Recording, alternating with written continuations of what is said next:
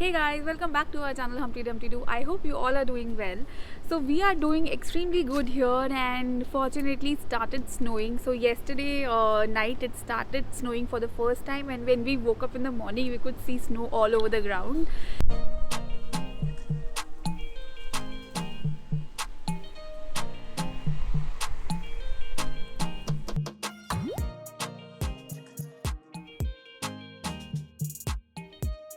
Very recently I posted a video on our Airbnb tour. Many of you asked me questions on Instagram and YouTube comments also, that you wanted to understand how we booked our Airbnb, how did we specifically choose this place where we wanted to stay, and also you wanted to know what is the cost of this place that we are staying in right now.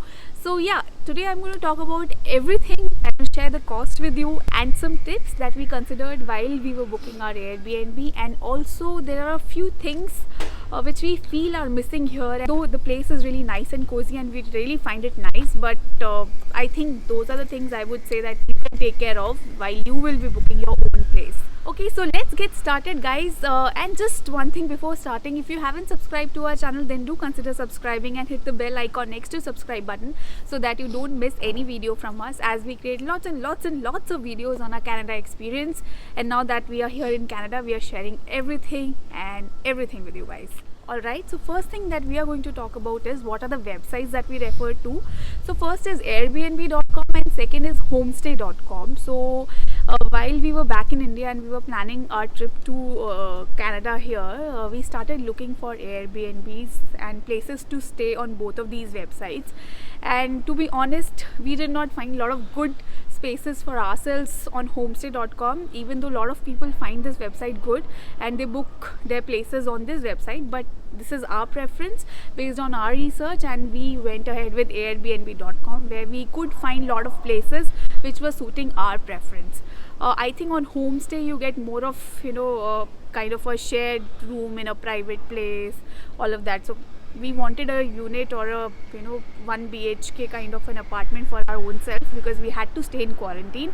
So Airbnb looked fine to us and we went ahead with that. So now what is the approach that we followed? So it's simple. The website is pretty simple. The interface is quite simple. You can just enter your dates when you're planning your stay for, and you can just keep looking for locations. For example, you can put Mississauga, Brampton or downtown as per your preference. So we booked our Airbnb in the downtown area, and also have given a tour of the entire place. I'll put the link to that video on the card somewhere on the top and in the description box also, so you can have a look at it, because we were coming to Canada for the first time and we wanted to stay near the city, and initially we thought we would be able to explore also. I understand downtown is little more expensive if you compare it with places like Brampton and Mississauga, and I would say for the same cost you can get a bigger place as compared to what you get in downtown Toronto. So our place is not really downtown, it's very near to downtown. Subway takes around 20 to 30 minutes from the place that we are here currently in to the downtown city. But if you talk about places like Brampton and all, they are quite far from the downtown. So that's why we booked our space here. So this is the approach that we followed, and we booked our Airbnb in this downtown area. I will share the rent of this Airbnb in the end of the video, so stay tuned. Before that, I wanted to quickly talk about the tips. So guys, first important tip is, whenever you're landing in Toronto or coming from any other country, there's a mandatory quarantine of 14 days that you need to follow. So whenever you're booking a place or you have finalized a place, always check with the host that you will be coming here and you will be in quarantine for 14 days, if they are okay with that. It's very important that you highlight it to the host twice or thrice in order to make it clear to them, so that you don't face any issues later when you come here. So just to give you an example, one of our friends, he booked an Airbnb and he was taking his flight from India to Toronto, and the same day when he was boarding the flight, he instantly got a message from the host that they are quite scared because of number of increasing cases here in Toronto, and they will not be able to rent out the place. Unfortunately, his booking got cancelled and he had to book a hotel because it was just the last moment change. Second most important tip is, whenever you're doing your search on the website, always look for super hosts. So generally Superhosts are approved by Airbnb website and they have good reviews for their stay, and it'll be easy for you and you will get a better place. So we did the same. We booked and we searched for all the places which are hosted by Superhost only. Now next is always check the reviews on the website. So whenever you are searching for a property and you find 2-3 properties are good, so you can quickly check the reviews on the website. How are they rated by other people who already stayed in that Airbnb, and this will give you a fair idea whether this place is suiting your preferences, and also you will know some additional information. So while we were reading our reviews for the properties that we selected, we came to know, okay, this property is quite near the subway, it's like 400 meters, or this one is 500 meters.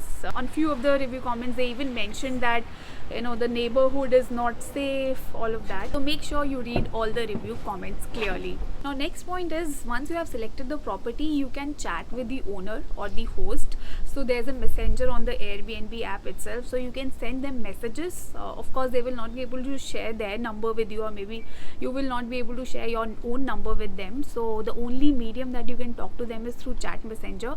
So ask as many questions, so whatever it is there in your head, you ask them and get it clarified, because it is very important. Otherwise once you will be here and you will find those things missing, it will be a problem.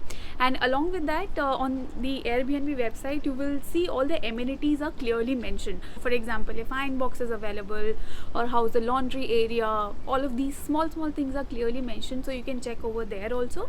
And for confirming, again, you can quickly chat with the host on the Airbnb messenger app as well.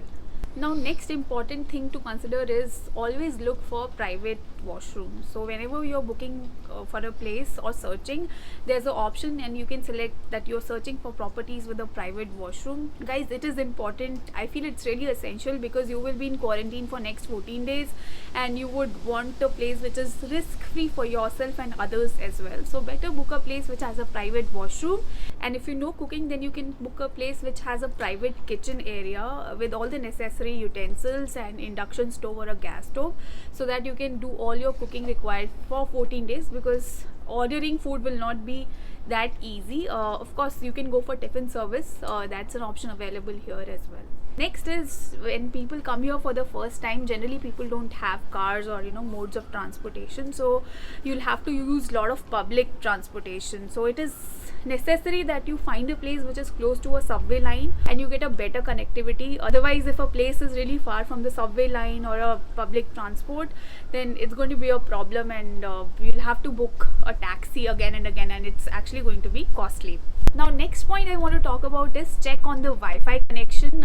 Just ask them if they have a good Wi-Fi, because initially you'll have to do a lot of research on the internet, and for that you need Wi-Fi. And if you buy a SIM card also here, then you really don't get a lot of data available in the SIM card. So like in India we get 1.5 GB or 2 GB per day, but here it's not like that. I think you get 1 to 1.5 GB in a month. So you will need a good Wi-Fi, so that all the important research or search on the internet you can do it in your Airbnb, and while you are on the move you can use your SIM card data. So make sure you check that with your Airbnb host, and generally, so to say, the hosts are really friendly and they will answer all your queries. So don't hesitate in asking anything, just ask it away and resolve all your queries. Guys, you can ask for extra discount. So whenever you're doing a chat with the host on the messenger, you can politely ask them that this is the cost that is coming out, if they can provide you some additional discount on top of that.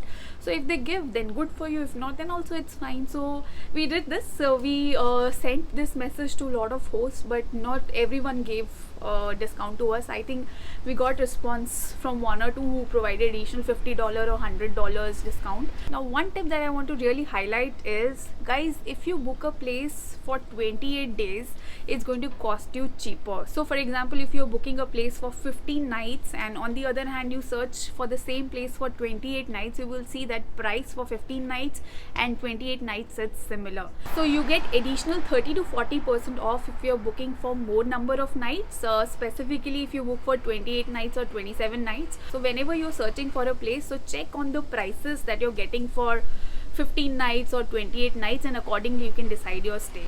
Generally it's cheaper if you book it for more number of nights.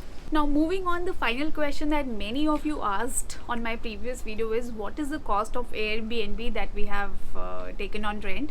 So guys, the cost for this is 85,000 rupees for 28 nights. Now if I convert it with the currency conversion of 56 rupees for 1 Canadian dollars, it comes out to be 1,518 Canadian dollars for 28 nights. Now I know it's on the higher end, actually it is because it is quite close to Toronto downtown area. So when we were doing our research, we were finding places of similar costs only, so that's the price here. I hope this answers your query, as a lot of you asked me this question. So this is the rent of our apartment. I know that this is a quite cozy, neat and clean place, but there are few things which are missing here, which I feel I should highlight in the video. I think a cupboard is really missing. There's no place to store your clothes and all of that except for hanging rods, so which I think it's required, because when you're staying in a place for 28 days, you really need to keep your clothes somewhere, and here we don't have good storage. There's storage in the kitchen for kitchen utensils, but there's no storage for clothes. So that is a big missing point, which I feel is very important. When you are booking your space, do take care of that. Alright guys, this is all I wanted to talk about in this video today. I hope you enjoyed watching this video. If you did, then do like the video, and also you can tell us in the comment box what you feel about the video, or is there anything that you want us to create more videos on. And also you can let us know if you like this video, because we love reading your comments. And guys, if you still haven't subscribed to our channel, then please go ahead, click the subscribe button and the bell icon next to the subscribe button, so that you are tuned to our channel. I'll see you in my next video guys. Till then, you take care. Goodbye.